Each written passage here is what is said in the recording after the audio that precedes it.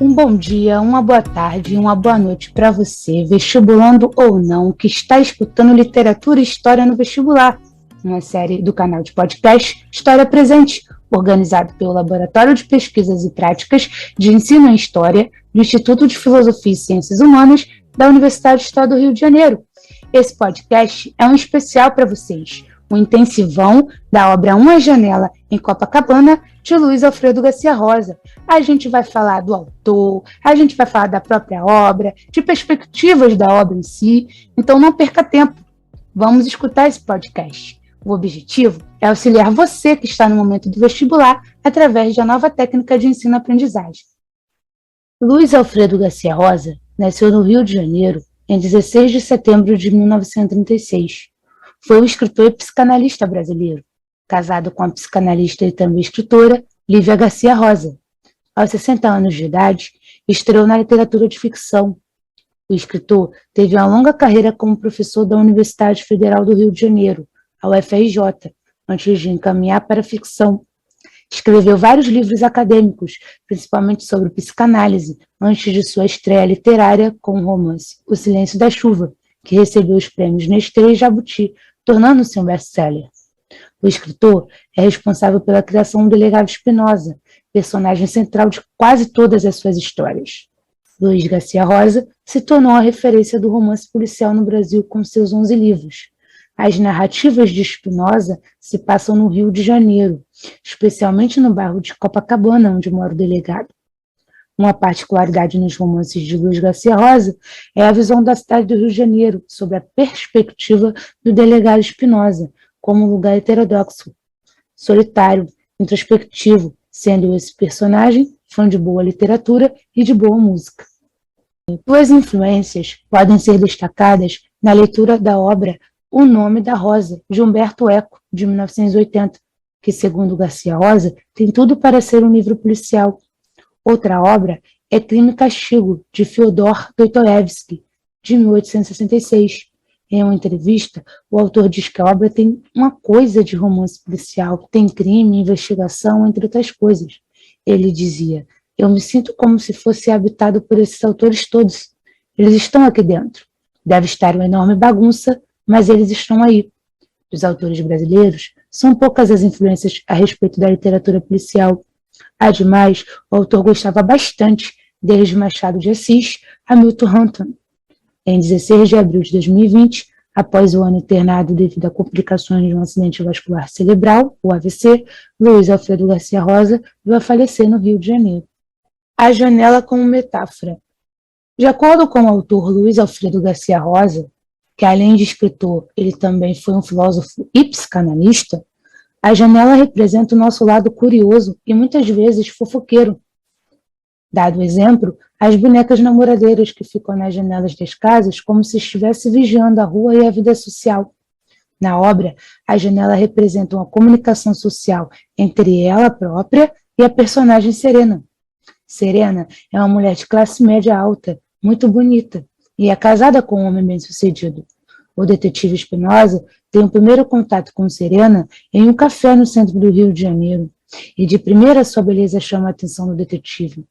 Depois, Espinosa a reencontra em muitos outros momentos da história. Em um dado momento, Serena fica com a fixação nessa janela, quando presencia o que de primeira parece ser um suicídio, até porque os prédios ficavam uns de frente para os outros, e o próprio porteiro e os demais residentes também acreditam nessa hipótese de suicídio. A questão é que Serena, antes de ver o corpo cair, ela percebe que uma bolsa foi jogada para fora. Logo, ela ficou obcecada dizendo que o incidente não foi um suicídio, e sim um assassinato. Este episódio causa uma mudança brusca na rotina da personagem. De uma mulher altiva e culta, ela passa a ser uma mulher vivendo na mesmice em razão da fixação pela janela, para poder ver todo o decorrer do apartamento em que ocorreu esse suposto suicídio. A metáfora da janela é de algo escondido necessitando ser revelado, no caso, o próprio crime. Há um diálogo da janela do apartamento de Serena com a janela da mulher supostamente suicida ou morta, que atravessa toda a obra. O próprio nome Serena significa sossego e tranquilidade, E a personagem, depois do acontecido, tem sua vida transformada, vira um maremoto. Essa personagem começa a se perguntar se realmente foi um assassinato, se ela viu alguém sendo jogada pela janela, ou seja, desconfia da sua própria memória. Serena se torna uma pessoa com quadro clínico de neurose, de origem psíquica, que conserva a referência à realidade, ligando-se a situações que geram perturbações sensoriais, motoras, emocionais e ou vegetativas. Serena, após o ocorrido, quando questionada, se altera. O próprio marido fica preocupado e com medo ao saber as indagações de Serena e aconselha o tempo todo a esquecer este episódio.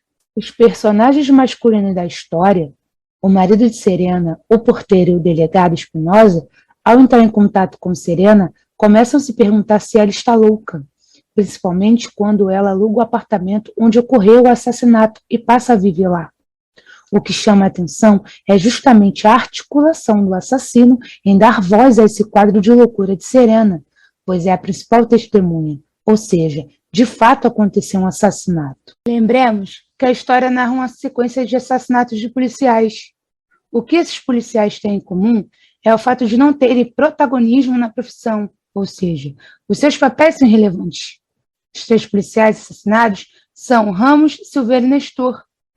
Esses assassinatos provocam a atenção do porquê, o real motivo dos acontecimentos, principalmente para o delegado Espinosa e os outros policiais vivos, levando em consideração a articulação do criminoso, que não era qualquer um, era um criminoso qualificado. Simultaneamente, ocorrem assassinatos de 2 mulheres ligadas a esses policiais casados, relação fora do casamento, mulheres do chamado submundo, envolvidas no mundo da prostituição. As mesmas eram amantes desses policiais. Os 3 assassinados estavam envolvidos no esquema de lavagem de dinheiro, no qual eram garantido a eles um salário muito maior do que seus salários como policiais. As famílias oficiais moravam em condomínios de classe média alta na Barra da Tijuca, em locais afastados. A pergunta é, como esses policiais poderiam manter esses padrões de vida com seus salários de policiais? Matematicamente é impossível. O autor Luiz Alfredo Garcia Rosa traz essa ficção baseada em fatos reais da cidade do Rio de Janeiro.